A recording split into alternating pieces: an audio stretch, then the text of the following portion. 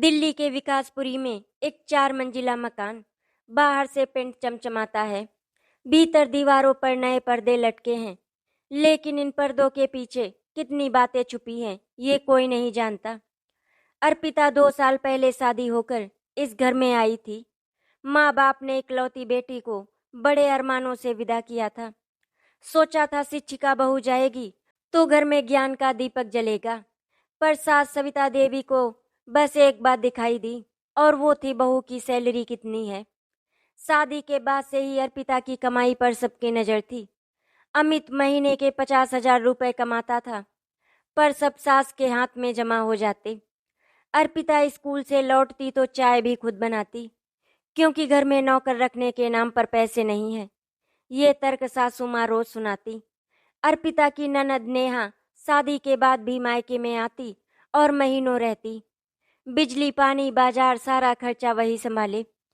उसकी सासू माँ यही उम्मीद लगा के बैठी रहती, अगर उनके मुंह से अर्पिता के लिए कुछ निकलता तो वो सिर्फ और सिर्फ ताने होते। बहू को माँ बाप ने कुछ सिखाया ही नहीं। रघुनाथ जी अखबार में मुंह छुपा लेते। जब अर्पिता थक कर उनसे कुछ कहती, वो कहते, बेटा घर की बातें घर में ही रहती हैं, निभाना पड़ता है। शहर बड़ा था, पर अर्पिता का घर ही उसका पिंजरा बन गया था। शहर की भाग दौड़ भरी सुबह, सड़क पर ट्रैफिक का शोर, हॉर्न की आवाजें, पर विकासपुरी के इस मकान के अंदर भी शोर कम नहीं था। आज रविवार था, यानी नेहा का मायके आने का दिन। वैसे तो वो कभी भी आ जाती थी, पर रविवार को उसके आने का बहाना पक्का था। माँ तुम्हारे हाथ का आलू का पराठा खाए महीना हो गया।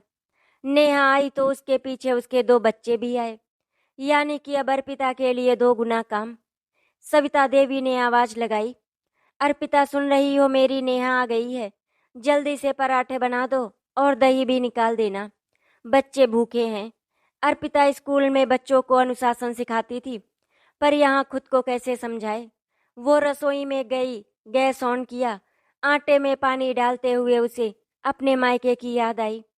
मायके में माँ सबके लिए चाय रखती थी, और यहाँ उसके लिए कोई प्याला तक नहीं पूछता। एक बार उसने अमित से कहा भी था, तुम्हारी बहन आती है तो सारा काम मुझसे क्यों करवाते हैं। अमित ने हंसते हुए कह दिया, अरे यार, नेहा साल में कितनी बार आती है, जाने दो ना इस बात को। पर नेहा साल में बार बार आती थी, और हर बार अर्पिता का मन एक पराठे के साथ जल जाता। नेहा ड्राइंग रूम में बैठी मोबाइल पर इंस्टाग्राम चला रही थी। बीच बीच में माँ से फुसफुसा कर कहती, माँ भाभी से तो पैसे निकलवाने हैं, बच्चों के स्कूल की फीस भरनी है इस बार। पापा से तो कहना ही बेकार है।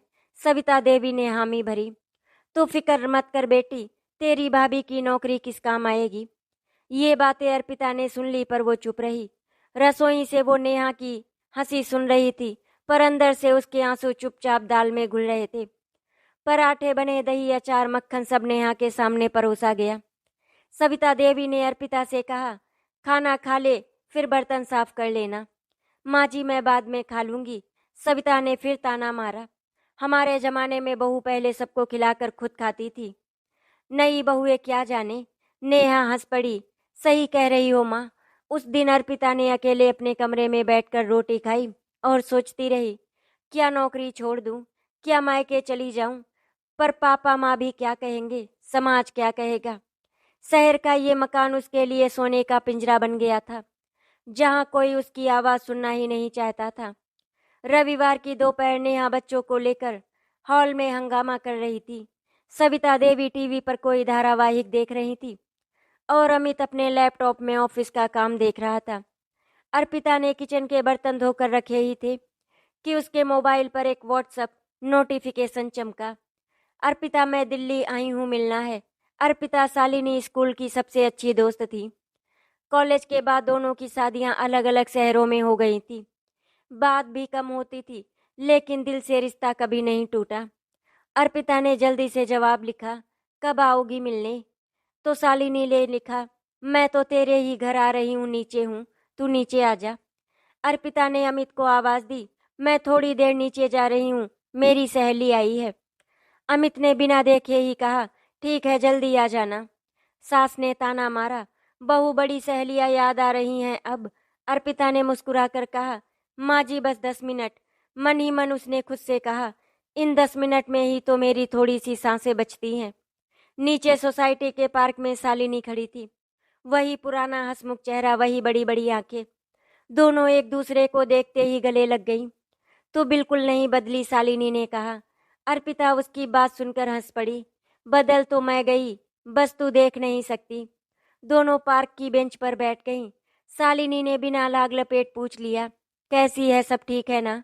अर्पिता के गले में कुछ अटक गया। उसने चुपचाप कहा, सब ठीक है, बस ठीक ही है, जैसे सबका घर होता है वैसा ही है। शालिनी ने उसकी आंखों में देख लिया। झूठ कितना साफ दिख जाता है दोस्त को।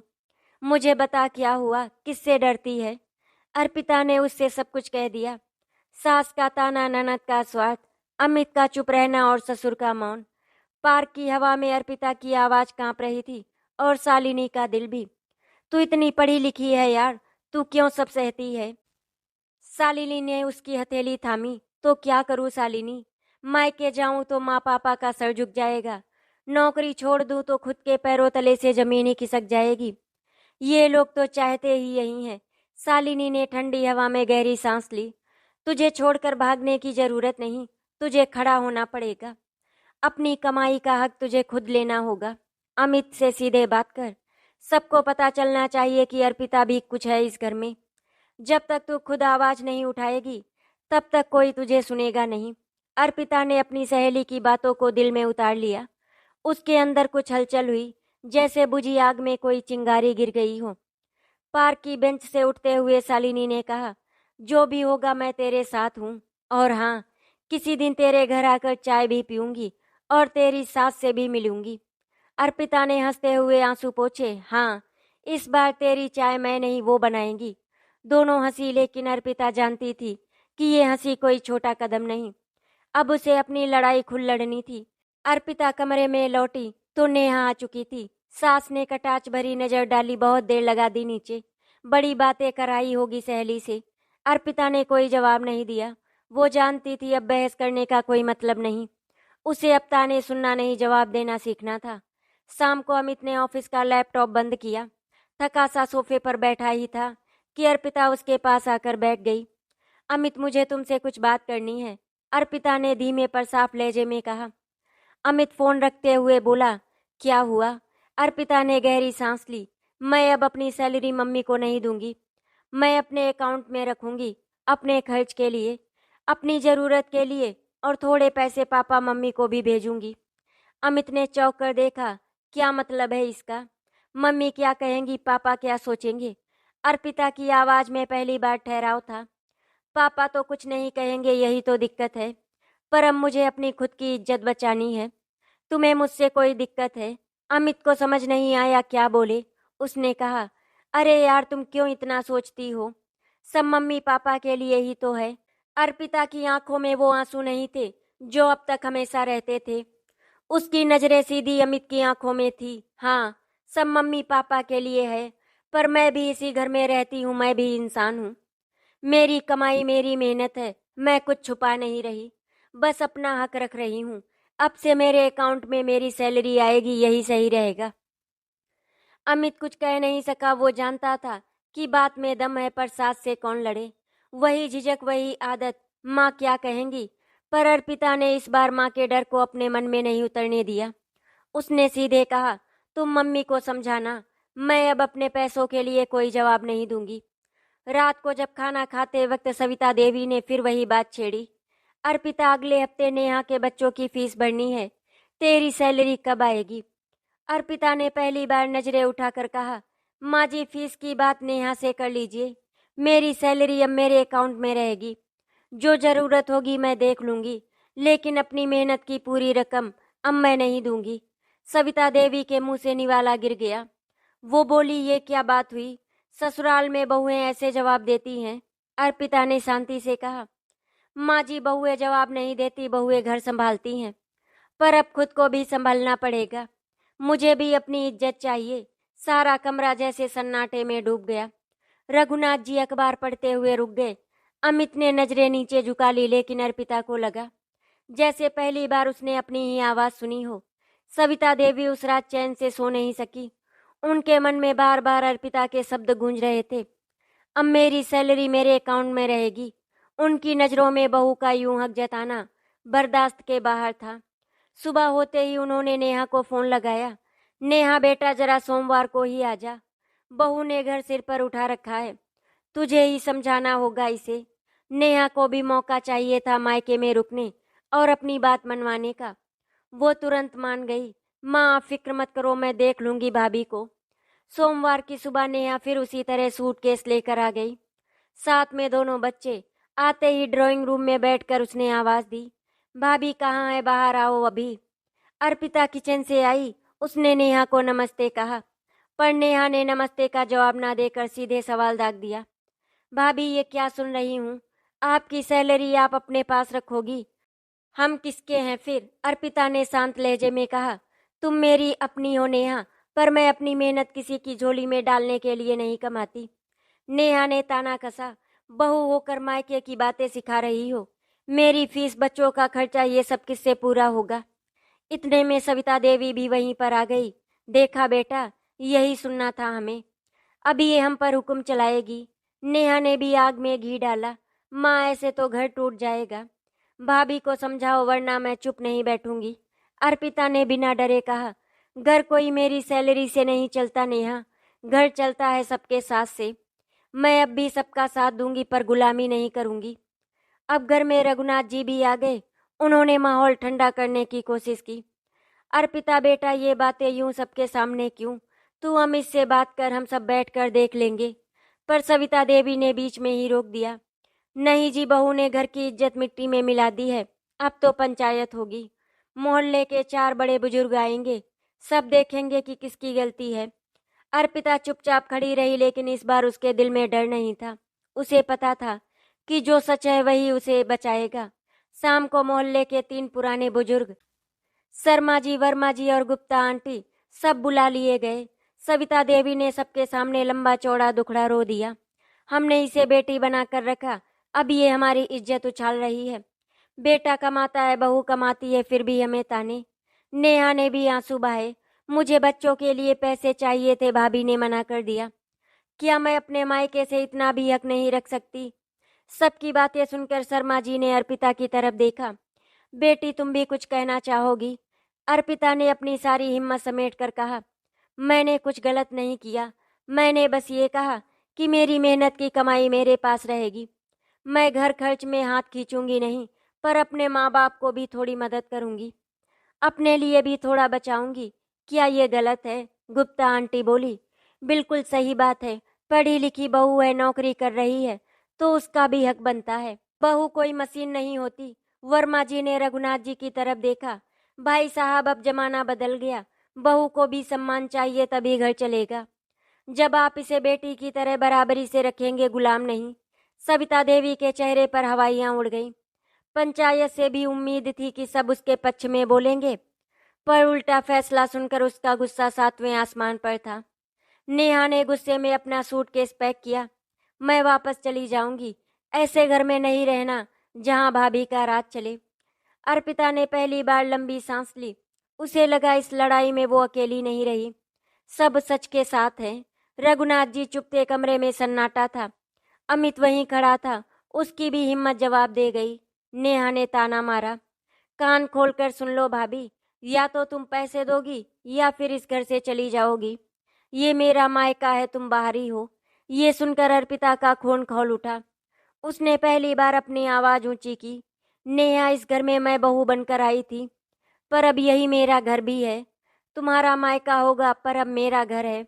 मैं कहीं नहीं जाऊंगी और ना ही अपनी सैलरी छोड़ूंगी, ना अपनी इज्जत। सविता देवी ने फिर पंचायत की धमकी दी, इस बार पूरी कॉलोनी में बता दूंगी कि कैसी बहू मिली है। अर्पिता ने जवाब दिया, ठीक है माँ जी, बताइए सबको। ये भी बता दीजिए कि बहू स्कूल में बच्चों को पढ़ाती है, सैलरी लाती है, घर चलाती है, और बदले में क्या मिलता है। अब मैं चुप नहीं रहूंगी। नेहा ने गुस्से में अपने पति से कहा, चलो, हमें ऐसे घर में नहीं रहना। संजय ने सिर झुकाकर सूटकेस पकड़ा। नेहा फिर मायके से खुद ही लौट गई, पर जाते जाते जहर घोल गई। उस रात अर्पिता ने पहली बार कमरे में अमित से कहा, देख लो अमित, अब भी अगर तुम मेरी बात नहीं समझे तो फिर ये घर टूट जाएगा। मुझे तुमसे सिर्फ साथ चाहिए, लड़ाई मैं खुद लड़ लूंगी। अमित चुपचाप उसे देखता रहा। शायद पहली बार उसे अपनी खामोशी भारी लगने लगी थी। नेहा के लौट जाने के बाद भी सविता देवी चुप नहीं बैठी। अब उनकी नई रणनीति थी मोहल्ले की औरतों में, रिश्तेदारों में बहू को बदनाम करना। अगले ही दिन उन्होंने अपनी पुरानी सहेली गुप्ता आंटी को फोन किया। बहन जी, आपको तो सब पता ही है कैसी बहू आई है हमारे घर में। मुंह जरूर मीठा है पर काम देखो, सैलरी पर कब्जा करके बैठ गई है। गुप्ता आंटी ही नहीं, उन्होंने 3 और पड़ोसियों को फोन किया। हर जगह एक ही बात, हमने बेटी बनाकर रखा और देखिए कैसे बदल गई। रिश्तेदारों में भी दूर के ताऊ जी को फोन, आप ही बताइए ऐसी बहू को कैसे रखें। बेटा भी बेचारा कुछ नहीं कह पा रहा। धीरे धीरे कॉलोनी में बातें फैलने लगी। पड़ोसी ने आकर ताना मार जाती, बहू बड़ी कमाई कर रही हो जो अब घर में भी राज करोगी। कभी अर्पिता स्कूल जाती तो रास्ते में शर्मा आंटी रास्ता रोक कर कहती, बहू थोड़ा सास ससुर का लिहाज भी कर लिया करो, मुंह लगना अच्छी बात नहीं। पहले अर्पिता चुपचाप सहती रहती, पर अब वो वही अर्पिता नहीं थी। एक दिन पड़ोस की सोसाइटी मीटिंग में उसे फिर घेरा गया। सविता देवी ने वहीं सबके सामने शुरू कर दिया, देख लीजिए बहन जी कैसे जमाना आ गया। बहुएं घर के मर्दों पर हुक्म चलाने लगी। गुप्ता आंटी ने भी हाँ में हाँ मिलाई। हमारे जमाने में तो बहुएं सिर झुका कर रहती थी। अर्पिता ने वहां पहली बार सबके सामने खड़े होकर कहा, बहन जी माफ कीजिएगा, मैं बहू हूं पर गुलाम नहीं। स्कूल में सैकड़ों बच्चों को पढ़ाती हूँ, घर में भी वही कर रही हूँ, सबको सही बात समझा रही हूँ। अगर मैं गलत हूँ तो बताइए, किस कानून में लिखा है कि एक औरत अपनी कमाई खुद इस्तेमाल नहीं कर सकती। भीड़ में खुसुर फुसुर शुरू हुई। कुछ औरतों के चेहरों पर सन्नाटा था, क्योंकि उनके मन की दबी आवाज थी जो आज किसी ने खुले में बोल दी थी।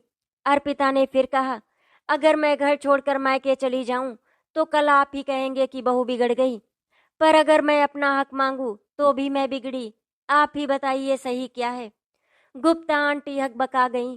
अब उनके पास कोई जवाब नहीं था।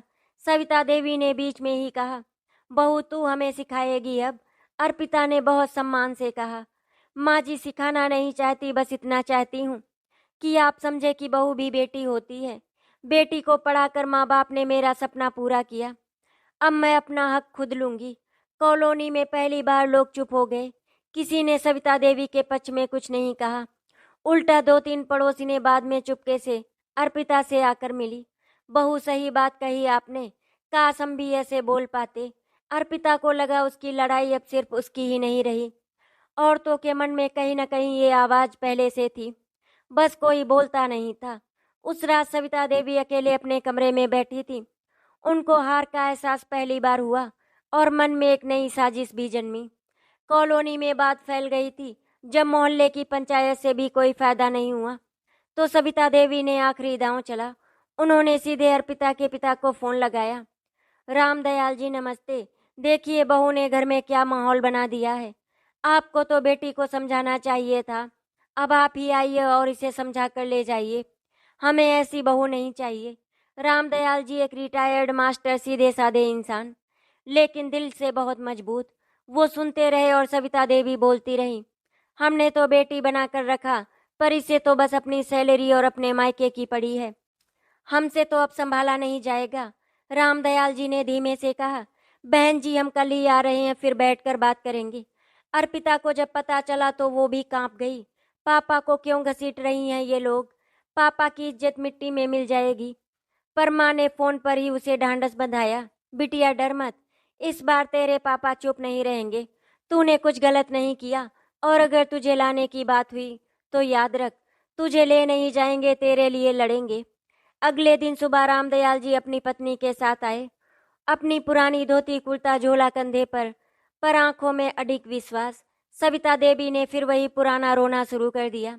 भाई साहब देख लीजिए, आपकी ही बेटी है, अब आप ही बताइए क्या घर ऐसे चलते हैं।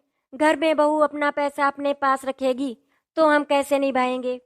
रामदयाल जी ने पहले चुपचाप अर्पिता को देखा, फिर सविता देवी की तरफ सीधे नजरें टिकाई। बहन जी हमने अपनी बेटी को नौकरी करने के लिए भेजा था और घर भी संभालने के लिए, लेकिन हमने इसे पढ़ाया लिखाया इसीलिए था कि कोई इसे पैसों के लिए मजबूर ना करे। रघुनाथ जी ने भी धीमी आवाज में कहा, रामदयाल जी आप तो समझदार आदमी हैं। बहू ने मोहल्ले में बात फैला दी है, अब समाज क्या कहेगा। रामदयाल जी भी मुस्कुरा दिए। समाज तब क्या कहता जब मेरी बेटी मायके में बैठी होती, तब यही समाज कहता बहू टिक नहीं पाई।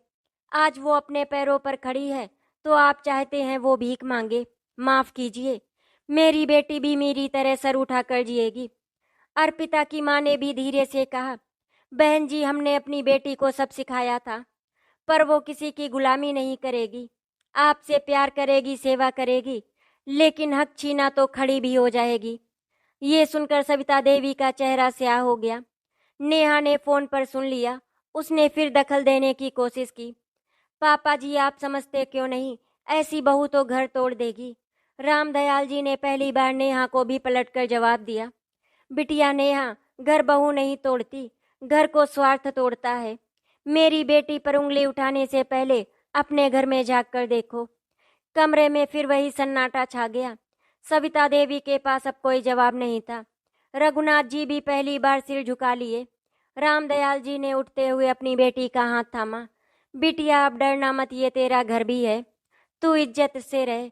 कोई हक छीने तो आवाज उठा, हम तेरे साथ हैं, पर मायके तभी लौटना जब तेरा मन चाहे, मजबूरी में नहीं। अर्पिता की आंखों से आंसू बह निकले।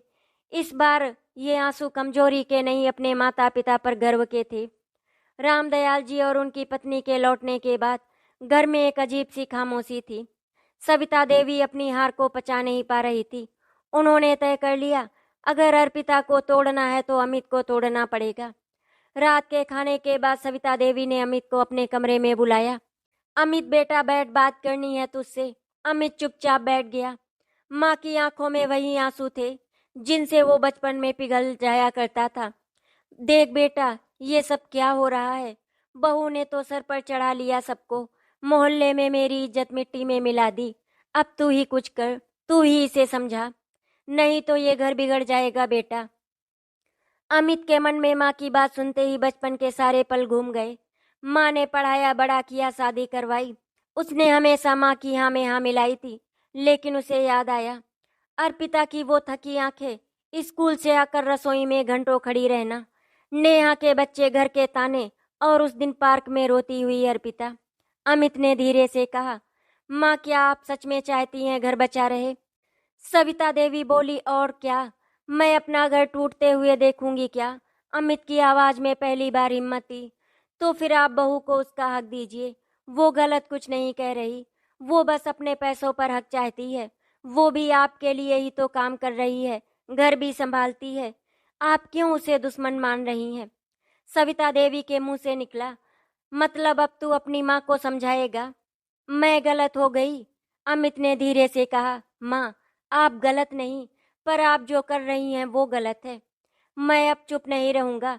अर्पिता मेरी बीबी है, उसका हक है मुझ पर। मैं अब उसे रोकूंगा नहीं। आपसे भी कह रहा हूँ, अब उसे ताना मत दीजिए। सविता देवी का गुस्सा फट पड़ा, तो अब बहू के कहने पर माँ से भी लड़ोगे। अमित ने पहली बार सीधी नजर से कहा, अगर जरूरत पड़ी तो हाँ माँ, मैं अब अपनी बीबी के लिए लड़ूंगा, क्योंकि यही सही है। सविता देवी को लगा जैसे उनके पैरों से जमीन ही खिसक गई हो। वो चीख पड़ी, जा जा अपनी बीवी के पास जा, माँ की कोई कीमत नहीं अब। अमित ने सिर झुकाया, फिर बोला, माँ आप ही मेरी माँ है, आप ही इस घर की इज्जत हो, पर बहू को भी इज्जत चाहिए। अब ये घर दोनों की इज्जत से चलेगा। अमित उठा और सीधे अपने कमरे में गया। अर्पिता किताब पढ़ रही थी। अमित ने चुपचाप उसका हाथ पकड़ लिया। क्या कहा माँ ने, अर्पिता ने पूछा। अमित ने पहली बार मुस्कुरा कर कहा, सच कहा कि अब मैं तेरे साथ हूँ। अब जो होगा हम दोनों मिलकर देखेंगे। उस रात पहली बार अर्पिता को लगा उसकी लड़ाई में कोई उसके कंधे से कंधा मिलाकर खड़ा है। और सविता देवी के कमरे में पहली बार वो अकेली थी। उन्हें समझ नहीं आ रहा था कि जो घर उन्होंने बसाया था वही अब उनके हाथ से फिसलता क्यों जा रहा है। अगली सुबह घर में एक अजीब सा सन्नाटा था। सविता देवी अपने कमरे में ही थी, नेहा अपनी ससुराल में थी, रघुनाथ जी अखबार के पीछे छुपे बैठे थे। अमित और अर्पिता ने तय कर लिया था कि अब हर बात साफ साफ होगी। नाश्ते की मेज पर अमित ने पहली बार सबके सामने कहा, माँ पापा हमें आपसे कुछ बात करनी है।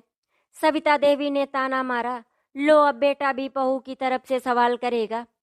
अमित ने शांत स्वर में कहा, माँ सवाल नहीं एक फैसला है। अब से घर का पूरा खर्चा मैं और अर्पिता दोनों मिलकर देखेंगे। मेरी सैलरी और अर्पिता की सैलरी दोनों का हिसाब साफ रहेगा। जो खर्च होगा हम दोनों मिलकर देंगे और जो बचत होगी वो हम भी संभालेंगे। रघुनाथ जी ने अखबार नीचे रखा, बुरा क्या है इसमें, आखिर तुम ये लोग कमाते हो। सविता देवी ने गुस्से में कहा, बेटा मतलब अब बहू अपने पैसे अलग रखेगी, हम कुछ भी बोल नहीं सकते।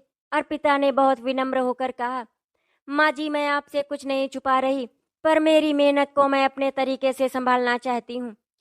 आप जब कहेंगी मैं दूंगी, पर अपनी मर्जी से, वो भी बिना तानों के। मैंने अपनी पढ़ाई और मेहनत में साल लगाए हैं, अब उसकी इज्जत चाहती हूँ। अमित ने पापा की तरफ देखा। पापा हम दोनों चाहते हैं कि घर में कोई कलह ना हो, बस हिसाब किताब साफ रहेगा। बहन को मदद करनी है तो हम दोनों से बात होगी, कोई अकेले बहू से नहीं मांगेगा। रघुनाथ जी ने गहरी सांस ली। उन्हें ये बात सही लगी, पर सविता देवी की आंखों में आंसू थे। मुझे तो लगता है अब इस घर में मेरी कोई जगह ही नहीं बची। अर्पिता ने आगे बढ़कर सास का हाथ पकड़ा। माँ जी आप तो माँ हैं, इस घर की इज्जत है, आपको कोई नहीं हटा सकता, पर बहू को भी वही इज्जत चाहिए, बस इतनी सी बात है। पहली बार सविता देवी ने बहू की हथेली को झटका नहीं, बस चुपचाप देखा। शायद कहीं मन में कुछ पिघला, या शायद वो समझने लगी कि ये लड़ाई अब जीतना मुश्किल है। उस दिन अमित ने बैंक में ज्वाइंट अकाउंट खुलवाया। अर्पिता की सैलरी भी उसी में, अमित की भी। घर का खर्च वहीं से चलेगा।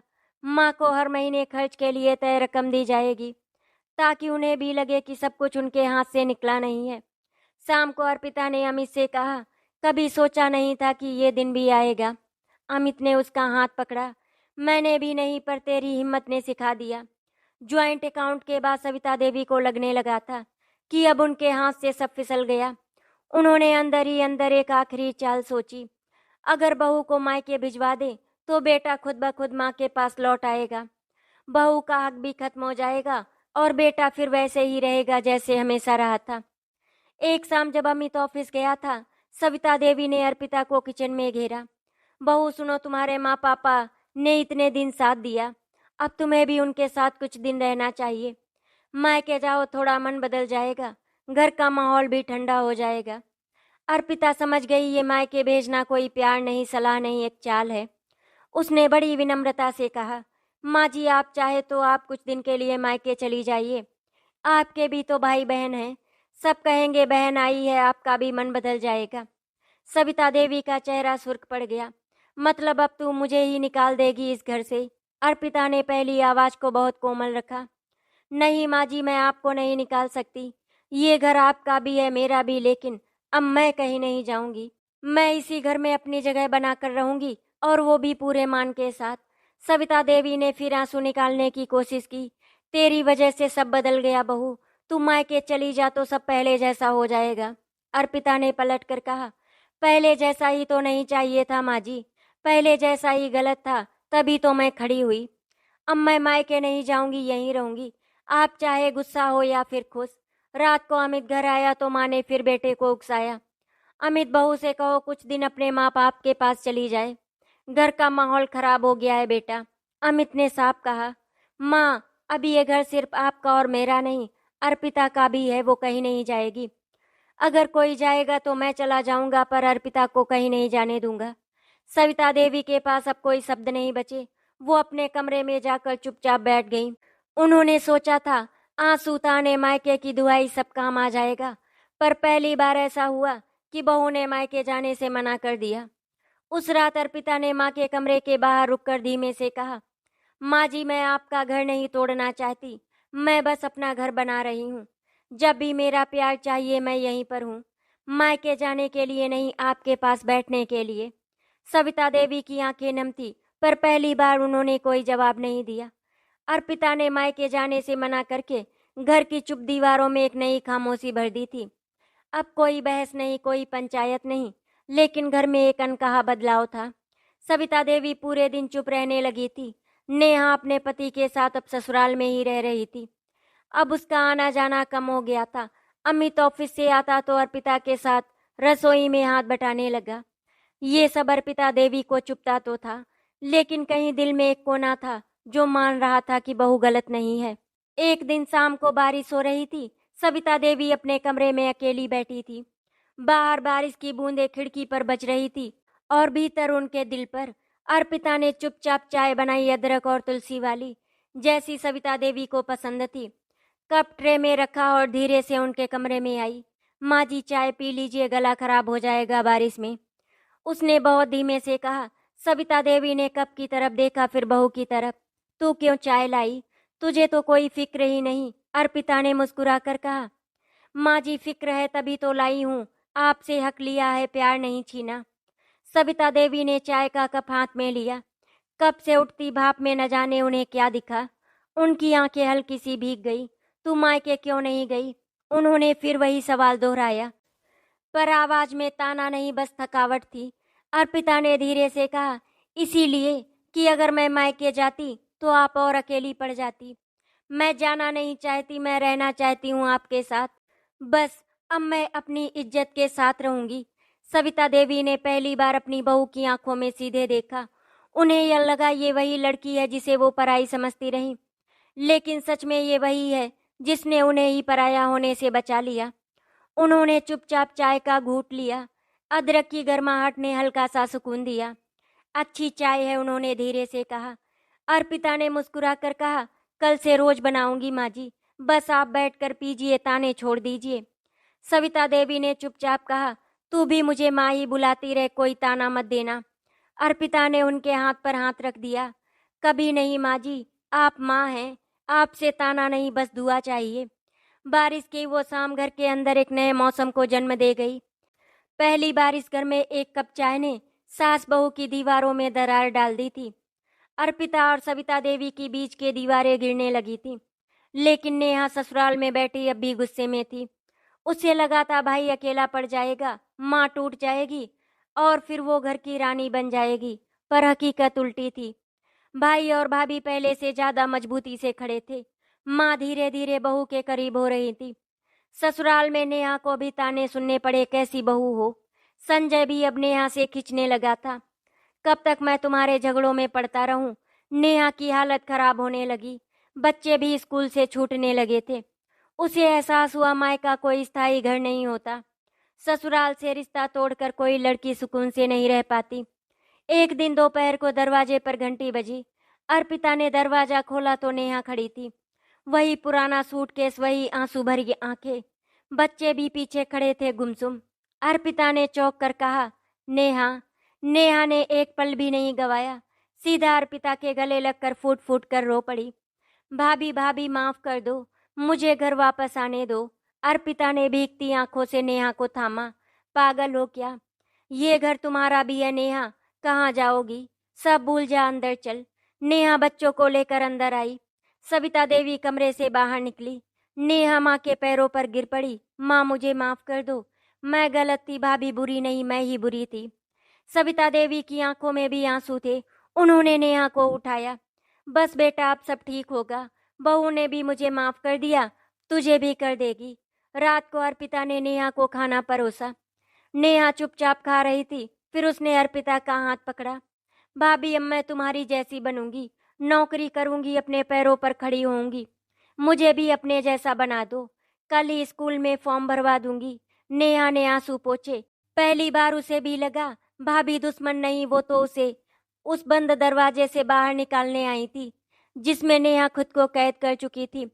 नेहा ने जिस दिन भाभी से माफी मांगी, उसी दिन से उसने दिल से ठान लिया, अब वो भी अर्पिता जैसी बनेगी। अर्पिता ने अगले ही हफ्ते नेहा का स्कूल में नर्सरी क्लास में असिस्टेंट टीचर का काम दिलवा दिया। बच्चों को संभालना, उनकी कॉपियां देखना, नेहा के लिए सब नया था। पहले दिन उसके हाथ पांव फूल गए, लेकिन अर्पिता हर कदम पर उसके साथ थी। रात को जब नेहा स्कूल से लौटी तो उसके चेहरे पर थकावट नहीं, एक नई चमक थी। सविता देवी ने भी पहली बार अपनी बहू बेटी को एक साथ बैठकर चाय पीते देखा। कैसा रहा पहला दिन? सविता देवी ने पूछा। नेहा ने माँ का हाथ पकड़ लिया। माँ, अब समझ आया भाभी दिन भर कितनी मेहनत करती थी, घर भी स्कूल भी। मैंने तो बस सोचा ही था कि सैलरी हाथ लगे और निकाल लूं। भाभी सच में बड़ी है मुझसे। अर्पिता ने हंसते हुए कहा। बस अब तोड़ फोड़ की आदत छोड़ और जुट जा। मुझसे गलती हुई भाभी, पर अब मैं तेरा सिर झुकने नहीं दूंगी। रात को सविता देवी ने रघुनाथ जी से कहा, देखा जी, बहू ने घर को बिगाड़ा नहीं, जोड़ दिया। नेहा को भी रास्ता दिखा दिया। ये लड़की सच में हमारे घर का भाग्य लेकर आई है। रघुनाथ जी ने अखबार मोड़कर कहा, हाँ, और भाग्य वही होता है जो हम खुद बनाते हैं। बहू ने हिम्मत दिखाई, तभी सब बदल गया। धीरे धीरे मोहल्ले में भी सबको खबर लग गई। नेहा अब स्कूल जाती है और अपनी भाभी से झगड़ा भी नहीं करती, उल्टा सबकी मदद करती है। जो लोग पहले ताने मारते थे, अब वही तारीफ करने लगे। सविता जी, आपकी बहू तो मिसाल है। सविता देवी के चेहरे पर भी अब तानों की जगह मुस्कान रहने लगी थी। एक सामने ने अर्पिता को कहा, भाभी, अब मुझे भी अपने अकाउंट में पैसा रखना है। ससुराल में अपनी सासू माँ को भी दूंगी, पर अपने बच्चों के लिए कुछ बचा कर भी रखूंगी। सही है ना? अर्पिता ने प्यार से उसका माथा चूमा। अब तू मेरी सही में बहन बन गई नेहा। नेहा का बदलना अब पूरे घर में दिखने लगा। नेहा में आए बदलाव की वजह से उसके ससुराल वाले बहुत खुश रहने लगे। सविता देवी के लिए ये सब नया था। एक समय वही नेहा घर में कान भरती थी, अब वही अर्पिता की ढाल बन गई थी। मोहल्ले में औरतें अब सविता देवी के पास आकर कहती, सविता जी, सच में आपकी किस्मत है, बहू भी बेटी से बढ़कर निकली। आशा करती हूँ आपको हमारी कहानी अच्छी लगी होगी। अगर आपको हमारी कहानी अच्छी लगी तो वीडियो को लाइक एंड शेयर करें, चैनल को सब्सक्राइब करें। वीडियो देखने के लिए आपका धन्यवाद।